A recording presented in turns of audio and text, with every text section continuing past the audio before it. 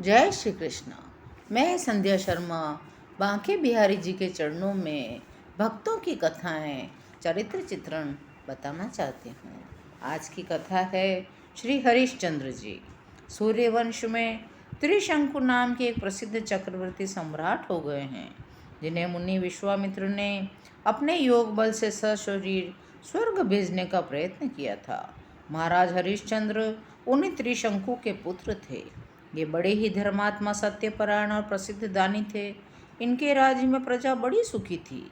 दुर्भिक्ष, महामारी आदि उपद्रव कभी नहीं होते थे।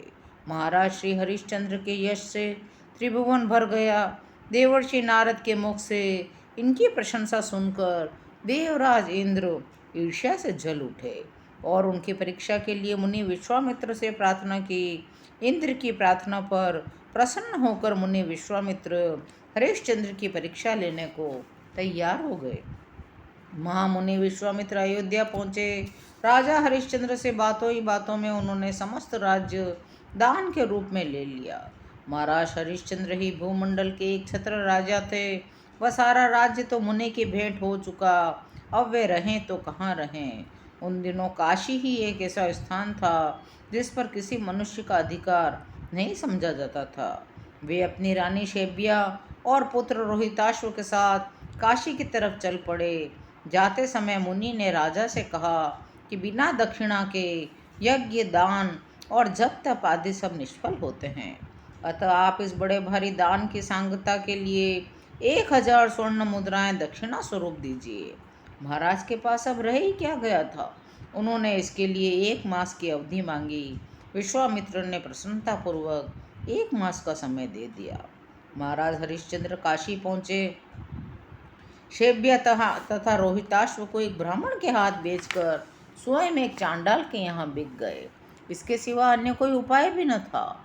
इस प्रकार मुनि के ऋण से मुक्त होकर राजा हरिश्चंद्र अपने स्वामी के यहाँ रहकर उसकी सेवा करने लगे। इनका स्वामी मरघट का मालिक था। उसने इन्हें शमशान में रहकर मुर्दों के कफन लेने का काम सौंपा। इस प्रकार राजा बड़ी सावधानी से स्वामी का काम करते हुए शमशान में ही रहने लगे। इधर रानी शेबिया ब्राह्मण के घर रहकर उसके बर्तन साफ करती, घर में झाड़ू बुहारी कर देती। कुमार पुष्प वाटिका से ब्राह्मण के देव पूजन के लिए पुष्प लाता।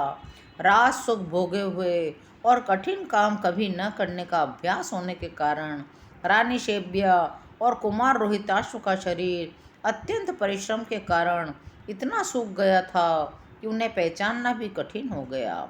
इसी बीच एक दिन जबकि कुमार पुष्प चयन कर रहे थे, एक पुष्पलता के भीतर से एक काले विषधर सर्प ने उसे डस लिया। कुमार का मृत शरीर जमीन पर गिर पड़ा। जब शेबिया को यह खबर मिली तो वह स्वामी के कार्य से निपटकर विलाप करती हुई अपने पुत्र के शव के पास गई। उसे लेकर दाह के लिए शमशान पहुंची। महारानी पुत्र के जव को जलाना ही चाहती थी कि हरिश्चंद्र ने आकर उससे कफन मांगा। पहले तो दंपति ने एक दूसरे को पहचाना ही नहीं, परंतु दुख के कारण शेबिया के रोने चीखने से राजा ने रानी और पुत्र को पहचान लिया। यहाँ पर हरिश्चंद्र की तीसरी बार कठिन परीक्षा हुई। शेबिया के पास रोहिताश्व के कफन के लिए कोई कपड़ा नहीं था, परंतु राजा ने रानी के गिड़गिड़ाने की कोई परवाह नहीं की।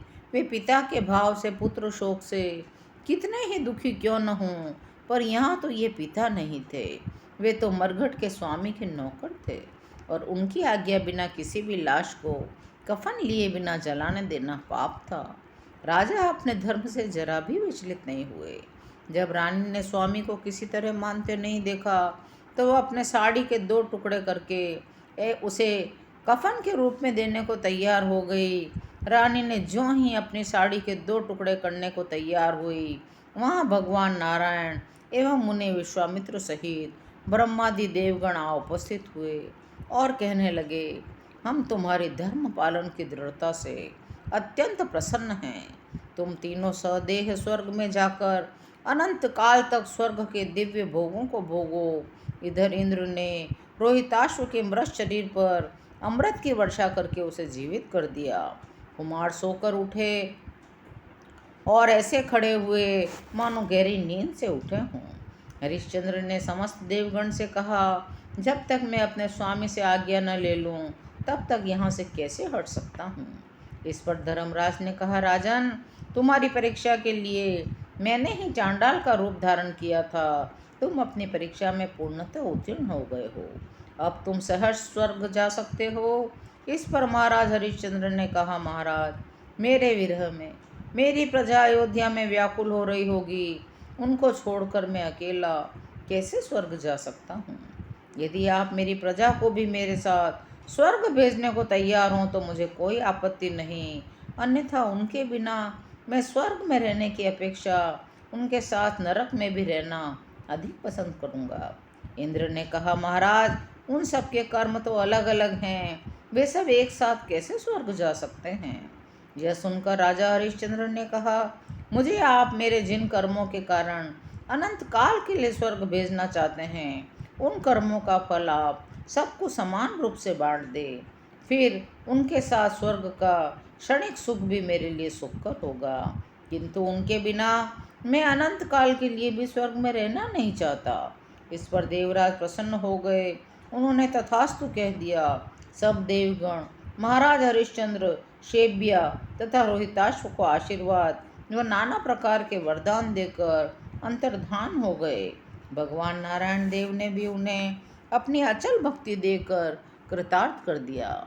इधर सब के सब अयोध्यावासी अपने स्त्री पुत्र भृत्यों सहित सदेह स्वर्ग चले गए। बाद में मुनि विश्वामित्र ने अयोध्या नगरी को फिर से बसाया। कुमार रोहित को अयोध्या के राज सिंहासन पर बिठाकर उसे समस्त भूमंडल का एक छत्र अधिपति बना दिया। आज की कथा यहीं विराम लेती है। शेष कथाएं अगले अंक में। यदि आपको कथा पसंद आ रही हो तो कथा के कमेंट में जय श्री कृष्ण अवश्य लिखिए। कथा को लाइक, शेयर और सब्सक्राइब कीजिए। जय श्री कृष्ण।